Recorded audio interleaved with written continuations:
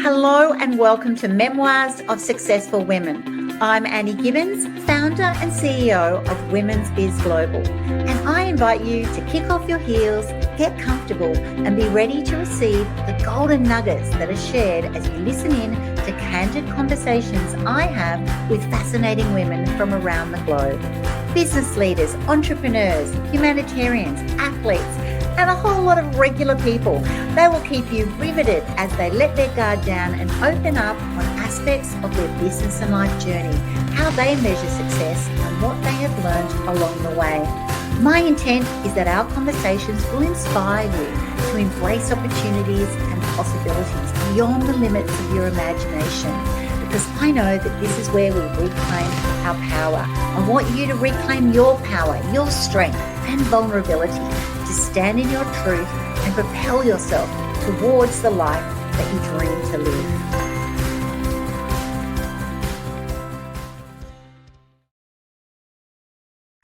Hello, everyone, and welcome to Women's Biz Global Podcast, Memoirs of Successful Women. I am your host, Annie Gibbins, and today I am absolutely thrilled to introduce to you our guest, the incredible Chrissy Caine.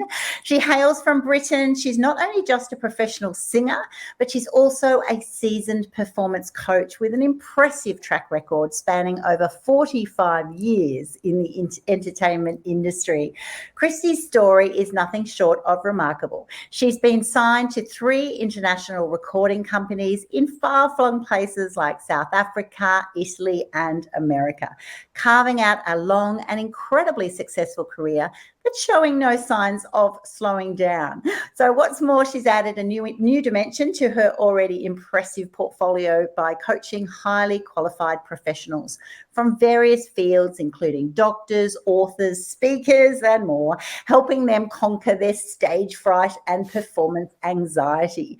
So fasten your seatbelts, my friends, as we delve into the fascinating world of Chrissy Caine, where her musical prowess meets the art of coaching and where every stage is a canvas for transformation. Welcome to the program, Chrissy. Thank you, Annie. What a lovely introduction. Thank you very much. It is such a joy to have you on my program, and I would love to kick it off by asking you to share some memorable moments from your incredible 45-year journey in the entertainment industry. What are the highlights that stand out for you most? Whoa, 45 years, there is a lot to call on, but some of the things that have been the biggest moments of my career are, I don't know if anyone will remember him, it's such a long time ago and we sadly lost him last year. Demis Roussos was very big in every way, every sense of the word, Greek international star, and I was working in Paris when I bumped into one of his staff, like crew, who said, why don't you come and attend our auditions? And I did. I got the job. And then I toured the world with Demis for 3 years. I was featured female singer, traveled all over the world, first class. I was 21 years old, did my first TV appearance with him. And that was absolutely a highlight. We stayed friends for the rest of, his life and for the rest of my career. And other than that, when I went to South Africa, I had the very great privilege of being on stage with Nelson Mandela. At one point, we were doing the 13th International AIDS Conference, which was being transmitted live from Durban. And in front of me in the audience were 63 heads of state from worldwide countries. And President Mandela came onto the stage and spoke to us all. That was amazing. And then once again, moving from South Africa to Italy, I was chosen to do the Richard Rodgers Centenary concert at the Villa Ruffalo Classical Gardens, where I sang with a 72-piece orchestra. That's the first time I've sang with an orchestra of that size, and it was an absolutely incredible, unforgettable experience. So yeah, one from each country, really. How phenomenal. And at such a young age, you must have just been pinching yourself going, is this seriously happening? Like, Yeah. that is a dream come true for most professionals at like the end of their career. But to be at that age, were you so young that you just went, oh, well, this is just the way it is? Or were you aware at that time of this is seriously a moment in history that I cannot believe I'm having? I didn't know it was a moment in history, and being 21, of course, you know, you're full of bluster at that age, and I just thought, this is how working in the entertainment industry at that level was. It was a big shock, of course, when that came to an end, and the rest of my career didn't quite live up to that, because Demis was a massive international star, and we would fly into countries and not even need to clear customs. They would come to the plane and collect us in Rolls Royces and take us back to the hotel and everything. So yeah, it's been all downhill since then. But yeah, that was absolutely amazing. I didn't manage a private jet after him, but yeah, it was a phenomenal time of my life. Yeah, that went on for 3 years. He would just call me. I'd be like cooking something at home, and the phone would ring, and he would say, I'm sending you a ticket. The courier will arrive with your ticket. You need to be in Switzerland tomorrow. We're doing a TV show. And I would just go off the day, do a TV show, come back and carry on looking after my son and the house, and it was like, just seemed normal to me at that age. It's crazy, isn't it? And it introduces you to this other world, which when you get into that world, they're actually just normal people doing their own life, and you suddenly realize just, you know, that they're having the opportunity to be famous and for all the amazing things that they do, but the basics are all the same. They're just you know, wanting to have the right people around them, share their experiences. Absolutely phenomenal. Wow. Talk about being at risk of peaking too early. Exactly. Talking about trying to get back there again for the rest of your career. How did you get back from there? And the thought of you meeting and performing with Nelson Mandela, oh my goodness, you've just stopped me in my tracks, because that was incredible. outstanding. And that feeling of singing when you've got an orchestra like that, I mean, that's something that you see on incredible productions where you've got these huge orchestras behind you, and to be able to sing in that environment, you must just feel like you're floating on air. Well, once you've overcome the fear, it's like looking back, you feel like you were floating on air, because if anyone that is listening today would like to see, that venue is called Villa Ruffolo. That's Rufolo, and it's a classical music gardens where Wagner wrote the Parsifal suite of classical music there at that villa, and then they opened that as classical music gardens. If you look at that behind you, they put a transparent screen up behind the stage, and you can see the whole of the Amalfi Coast behind you, so it looks like you're suspended in air, really. So yeah, talking about floating on air, that's exactly what it felt like. But at the time when I actually did my run through, I was so scared. It's like there's no room to make any mistake. And at that second, you've got to call upon every ounce of strength that you have ever learned to overcome the fear. Because if you make one mistake, 72 musicians behind you will just carry on without you, or they will go wrong too. Luckily, there were no mistakes. I did it, and it was absolutely wonderful. In fact, we got 3 encores at the end. And on that night, sadly, I remember looking up into the top row, and I saw all red lights, which, having done a lot of TV, I assumed were cameras, but nobody recorded. So we didn't record everything then like we do now. I'm talking, it's more than 20 years ago, and wasn't with everyone with a phone in their pocket with the facility to record, and nobody recorded that. So I actually don't have that. Such a shame. It's just recorded in your mind. Oh, that is such a shame. That is such a shame. But the signs of the times, I know I often think I'd love a picture of a certain moment, but we weren't all in that space years ago, were we? No, not at all. In fact, thankfully, actually, I hear a lot of people say that often. Thank goodness my every moment wasn't recorded. How do you ever grow? How do you make a mistake? Your stage fright might have actually then truly paralyzed you. So it can be an advantage. So transforming from an incredibly successful singing career to becoming a performance coach is quite a unique path, really, because it doesn't mean that you're automatically going to be able to coach others. So what No. inspired you to make that shift, and how has it Well, enriched your life? it's not really been so much of a shift, because I do still perform. It's been a case of I'm a very open and friendly and giving person by nature. And if I see somebody struggling with something, it's my nature to try to help them. So I realized that during my career, I was helping a lot of people. And I was putting them in touch with the right people. I was giving people tips. I was giving vocal health tips. I was doing a lot of things and helping people to memorize their lyrics, because I have a method of doing that as well. And I would help people with harmonies and help people work out where they were having a problem with timing, etc. And a lot of people said to me during my heavily performing career years, they would say, "You're a really good teacher. Why don't you do this professionally?" So it kind of just took over, really, although it's running parallel. So it's something that I've always done.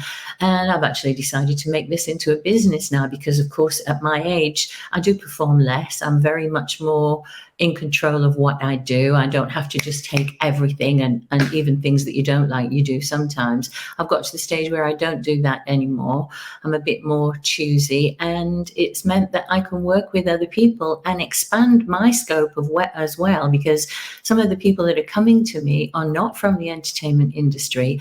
I've worked with highly specialized medical professionals and authors that need to take to the stage to promote their book. Well, of course, they're a brilliant author, but that doesn't mean that they're a public speaker. It doesn't mean that they can get on stage and speak to an audience and sell themselves and put themselves over properly. So I've been helping a lot of people from many different walks of life. And because it takes hours and hours, then I've turned that into a second string of income for myself. So that's how it's gone. How wonderful. I know, therefore you were meant to be. It was meant to be. Yeah. You've been signed to international recording companies, and I mentioned before South Africa, Italy, America. So how did these diverse experiences shape your musical style and career trajectory? Yeah, very much so, because when I got to South Africa, I didn't understand. Obviously, I knew what apartheid was, but once again, I was very young when I went to live in South Africa. I was 24 when I arrived there, and I didn't understand the implications of singing what was essentially English music, and where our competition was the rest of the English-speaking world. Whereas other artists within South Africa that sing either in an indigenous language or in Afrikaans even have got a captive built-in audience there, because if a guy wants to hear an album in Zulu, he's only going to be buying music possibly from South Africa. Of course, a lot of people have gone out now and they're making music in other countries. But at that time, in the early 80s, I didn't realize that the budgets that South African record companies were able to allocate to their artists were a tiny, tiny percentage compared to the people who were my competition, like Madonna and Celine Dion, those kind of people. And therefore that kept me tied into a recording contract for a while that I felt didn't allow me the freedom, and certainly didn't result in the sales, not for the record company and not for myself, because they knew they will only spend this because the return is this. So it's all down to it's business. After all, a record company is a business. They don't spend all this money on you and then say, well, that's for you. You get nothing until they have taken all their money back again. So the first recording contract, which was EMI, actually, it was a massive, big international recording company. That was a big crash course for me. I learned about the recording industry during my first recording contract. However, the second one, when I met a couple of DJs in Italy, I'd been performing on a cruise ship, and I'd spoken to a couple of DJs who said, let's get you in the studio. We want to do some recordings with you. And it was at the time when they would use a sample of music from another established song, and they would mix that in like a mashup, they call it now. And we had everything ready to go with this song that we thought was going to be amazing. And then we found out that the original piece piece of music that we had chosen had just been given the rights in the UK, actually, for a telecoms company. And they were using that for their TV advert. So they couldn't give us the rights to that. We had to start all over again. And that was a different kind of recording contract. It wasn't your traditional one that, like I'd had in South Africa, where you sign a physical contract and the record company control everything. This was far more of an input from all of us. So the two DJs and myself, we got this together, and they took it to MIDEM, which is the International Music Festival. And that was picked up by then Richard Branson's company, V2. And that went global. It was a big dance hit all over the world. Now, that would sound like I have made an awful lot of money from having a big international hit. It's still available. That track is called Step Into the Rhythm. And the name they gave our artist, which was myself and the DJs, was Clippers with a K, Clippers. So if you look for Clippers, Step Into the Rhythm, it's still out now. Very annoying because we still can't say who, and it still is an ongoing legal battle, that somebody set up another account to collect royalties on my behalf. Only they got them and I never did. So that was the second recording contract that didn't make big money for me. Oh my goodness, that is just horrendous. Well, so much what you've shared. First of all, that you do all of this work and you actually get it after everybody else has been paid. That's the harsh reality that most people would just have no idea of. You would expect you to be rolling in it. And two, and getting the royalties and not you. Isn't that fraudulent? Can't you just? It is. Yeah, it is. But as I say, there are books and there are papers and there are legal documents and everything that come out regularly about how the internet has shifted the music industry, and it's so changing so quickly that people can't keep on top of it. I mean, you literally can put out a song today. I put that on the internet and send it to my friend, or I want to test the water and see what somebody thinks. Yeah. But why would anybody want to pay for something that they've just got for free?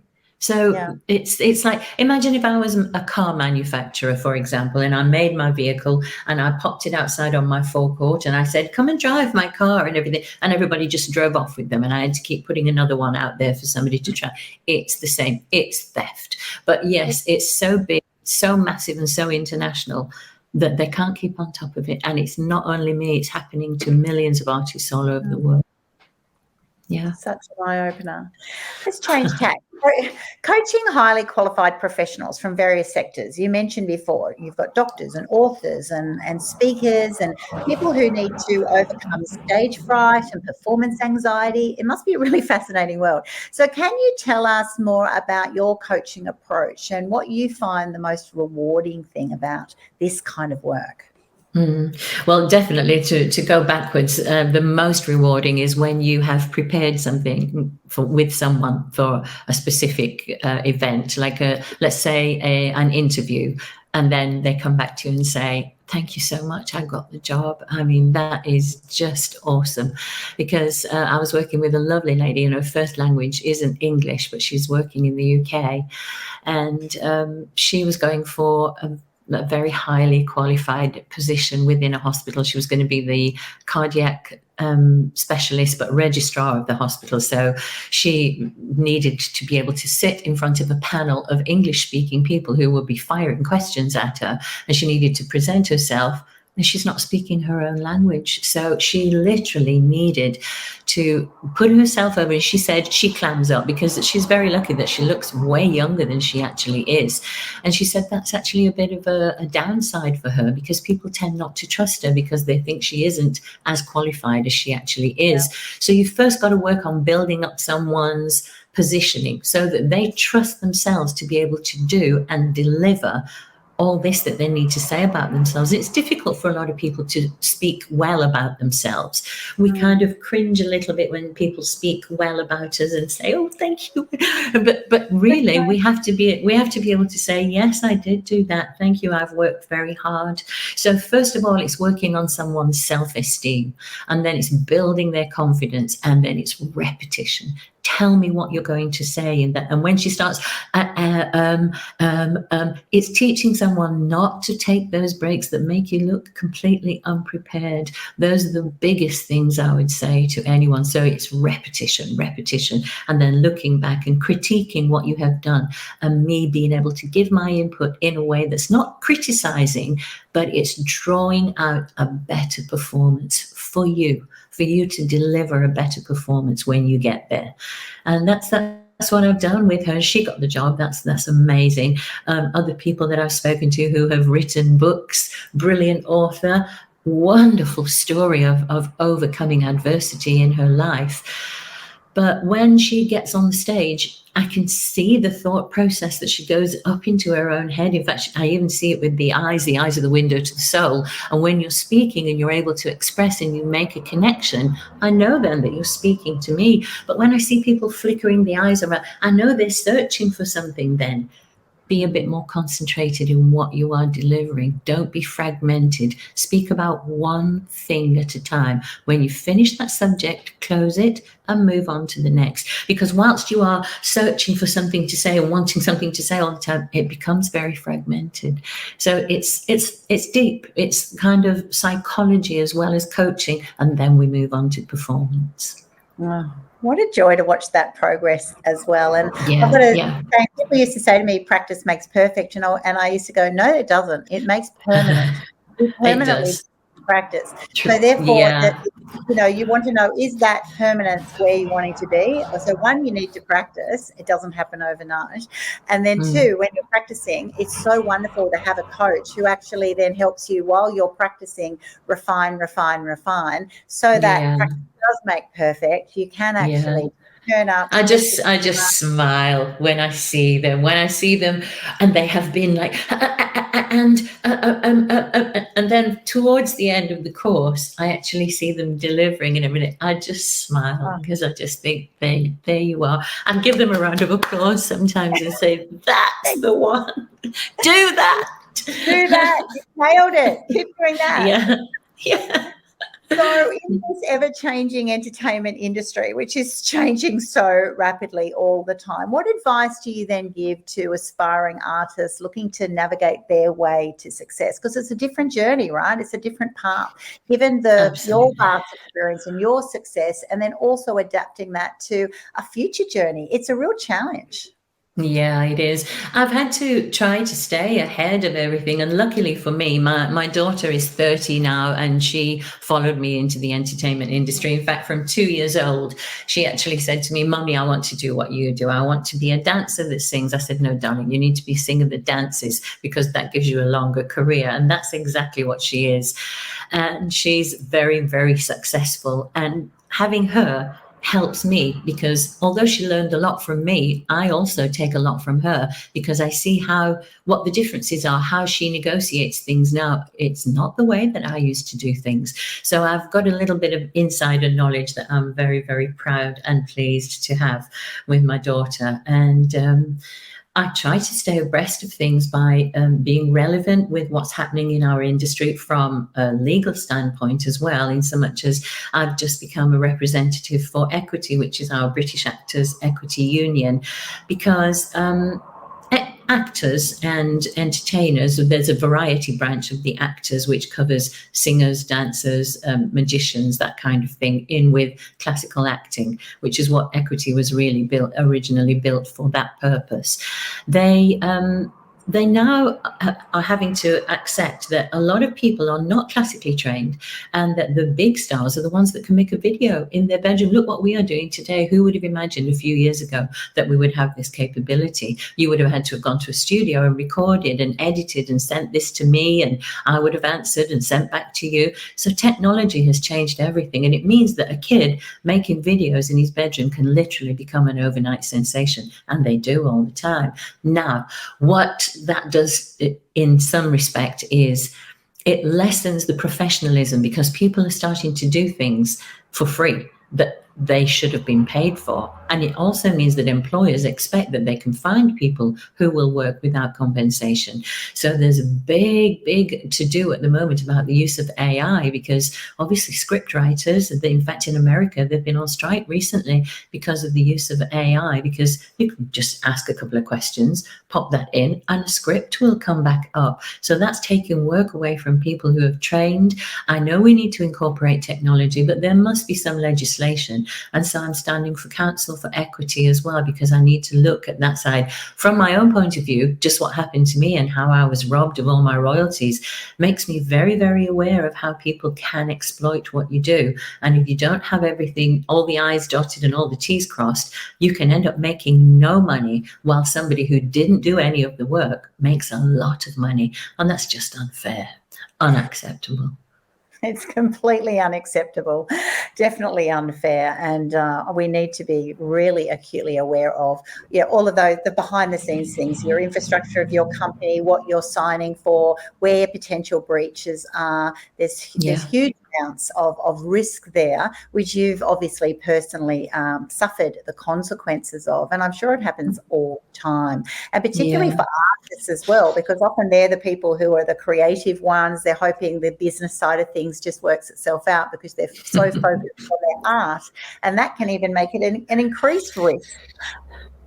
Big mistake to make. Yeah, I mean, there are two words there: show business, and the show is one thing and the business is the other. And I mean, like a perfect example of my era would have been Madonna. She was the absolute master of manipulation, knowing how to best place herself to get the maximum impact.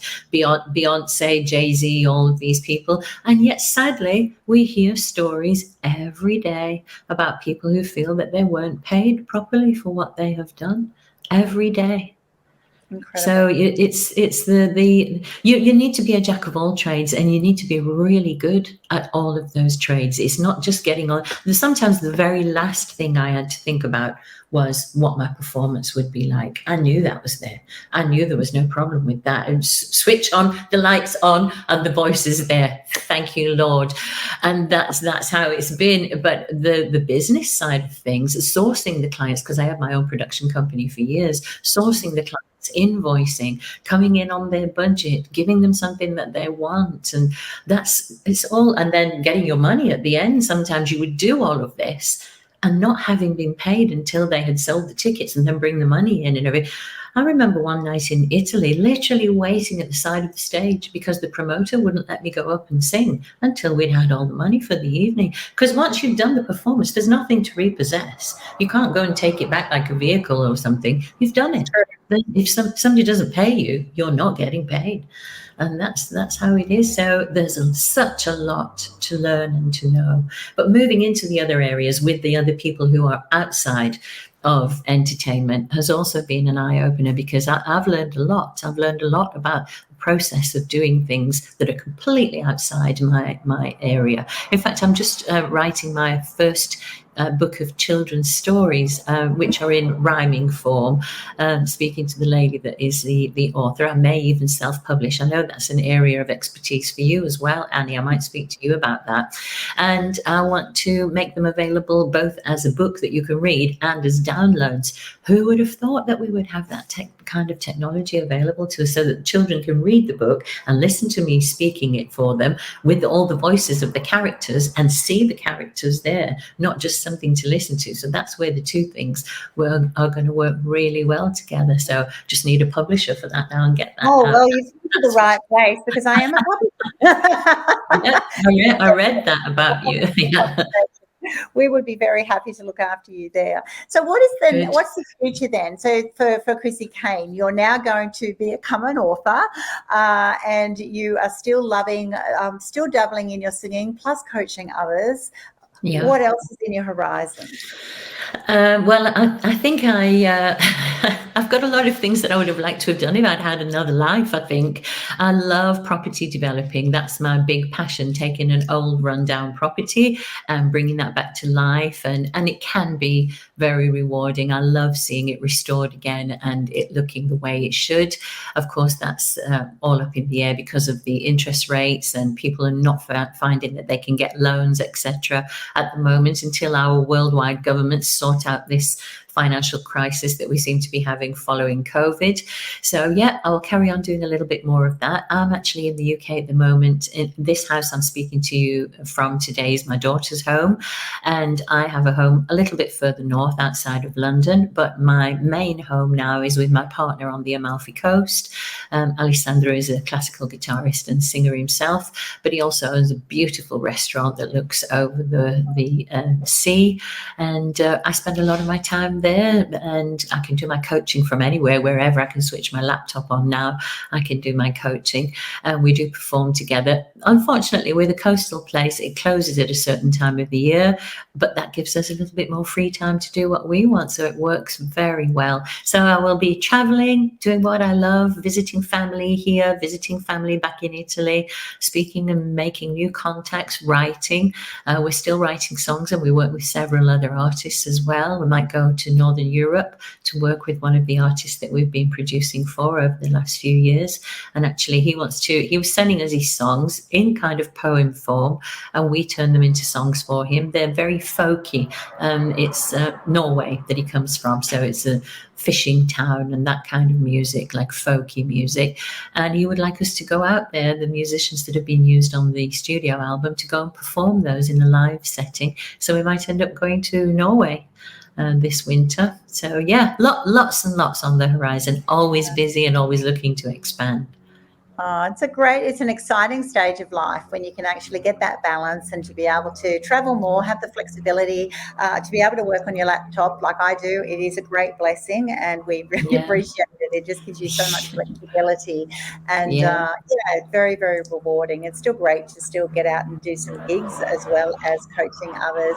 And we might see you on Grand Designs maybe one day. You never know. Yeah, you know, not taking on anything of that stature yet. But never say never. So I would love to close now by asking you, this podcast is called Memoirs of Successful Women. How do you measure your success? By my children, actually. I think as a woman, obviously the first and most important job, and I'm not saying anything against women that chose not to be mothers, by the way. That is entirely their personal choice. But for me personally, being a mother has been one of the most rewarding things that I have done ever. And seeing my two children successful and happy in their relationships and in their career is very rewarding for me. You can actually think that no matter how much I took and no matter how many times I thought, am I doing the right thing? Leaving your children to go traveling abroad when they are young and you have been offered a tour somewhere. It's that guilt that never really goes away. It's, you can't give them your presence 100% of the time. You've got to go away. And that was hard. So to see that they're both very well balanced and that whatever decisions I did make have not affected them adversely, and that they both absolutely love what I have done and say to me often, thank God you did the things you did. What a life we've had, traveling all around everywhere. My son, when he was only little, said to me, thank goodness you took us from the north of England at a time when it was dire there at that stage. It was 3-day weeks and people on strike and all that kind of thing. And I just decided at a very young age, I'm going to South Africa. I got offered a 6-month contract and we stayed there for 18 years. And it was, it changed the course of our lives, absolutely. So, yeah, looking back and thinking, did I do a good job? Did I do my best? What else can we do? It can only be your best. Can't do more than that.